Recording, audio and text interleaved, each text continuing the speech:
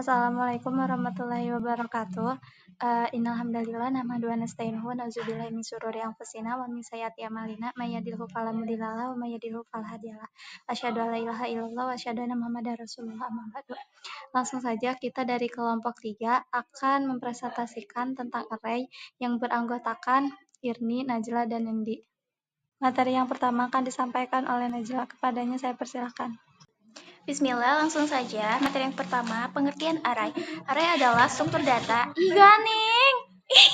Selanjutnya ada jenis-jenis array. Yang pertama ada array satu dimensi, adalah bentuk paling dasar dari array, terdiri dari satu baris elemen, sering juga disebut sebagai vektor. Contoh dalam Python-nya sama dengan buka kurung 1, 2, 3, 4, 5 tutup kurung. Yang kedua ada array dua dimensi, adalah array yang memiliki dua indeks yang sering kali dipresentasikan sebagai tabel atau matriks. Artinya setiap elemen dalam array dua dimensi dapat diakses menggunakan dua indeks, satu untuk baris dan satu untuk kolom. Contoh array dua dimensi dalam Python.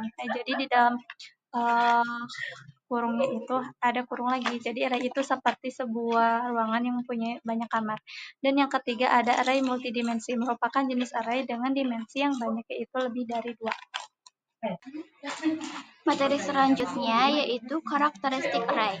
Nah, di sini karakteristik array itu menggunakan struktur data berbasis indeks untuk dapat mengidentifikasi elemen dalam array dengan mudah. Nah, dapat juga digunakan secara efisien untuk dapat menyimpan beberapa nilai dari tipe data yang sama.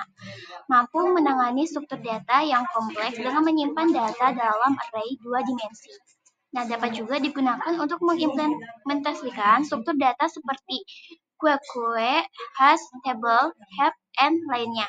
Proses pencarian dalam array bisa dilakukan dengan mudah. Dan yang selanjutnya ada algoritma yang berhubungan dengan array, yaitu ada 3. Yang pertama linear search, merupakan algoritma yang mencari elemen dalam array dengan memeriksa setiap elemen satu persatu, hingga menemukan elemen yang dicari atau mencapai akhir array. Contohnya ada di sini. Dan yang kedua ada binary search. Binary search merupakan algoritma yang mencari elemen dalam array yang sudah diurutkan dengan membagi array menjadi 2 bagian dan menentukan bagian mana yang mungkin berisi elemen yang dicari. Contohnya seperti di sini. Dan yang ketiga ada selection sort. Selection sort bekerja dengan menemukan elemen terkecil dalam array dan menukarnya dengan elemen pertama, kemudian mengulang proses untuk elemen berikutnya. Contohnya seperti di sini. Materi selanjutnya yaitu manfaat dari array. Yang pertama di sini yaitu selanjutnya ada kelebihan dan kekurangan dari array. Nah, di sini ada kelebihan serta kekurangannya. Yang pertama itu kelebihannya itu bisa mengakses elemen secara acak. Namun kekurangannya itu tidak dapat menambahkan atau menghapus elemen. Nah, di sini kelebihannya juga mempunyai change loyalty yang baik. Namun kekurangannya itu memiliki keterbatasan pada fungsi. Terus di sini kelebihannya itu mewakili sejumlah item menggunakan satu nama, namun kekurangannya itu biaya hapus item yang tergolong itu termasuk mahal. Jadi untuk menghapus suatu item dalam array itu tergolong sangat mahal sekali. Lalu di sini ada kelebihannya juga tidak ada penambahan alokasi memori, dan kekurangannya itu kerumitan dalam penambahan suatu item. Dan kelebihannya itu yang terakhir ada waktu akses yang lebih konstan. Dan yang terakhir ada array dalam Python. Array pada Python bisa mengumpulkan beberapa data tunggal dalam satu kesatuan. Sebagai contoh, apabila beberapa array berupa array bilangan ganjil dan bilangan prima, maka setiap array berisi data yang serupa. Array bilangan ganjil berisi data berbagai bilangan ganjil.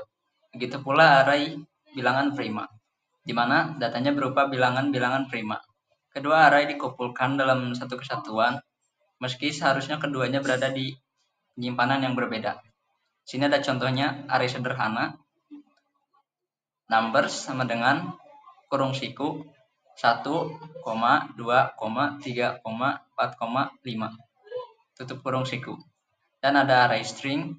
Fruits sama dengan buka kurung siku, kutip 2, apple, kutip 2, kutip 2 banana, dan cherry. Dan akses elemen array yaitu print dalam kurung numbers kurung siku 0 kurung tutup. Itu untuk output yang pertama. Dan yang kedua ada print fruits kurung siku 1, dan itu untuk output yang banana. Sekian presentasi dari kelompok 3, kurang lebihnya mohon maaf. Nun mau kalam yaskurun. Wassalamualaikum warahmatullahi wabarakatuh.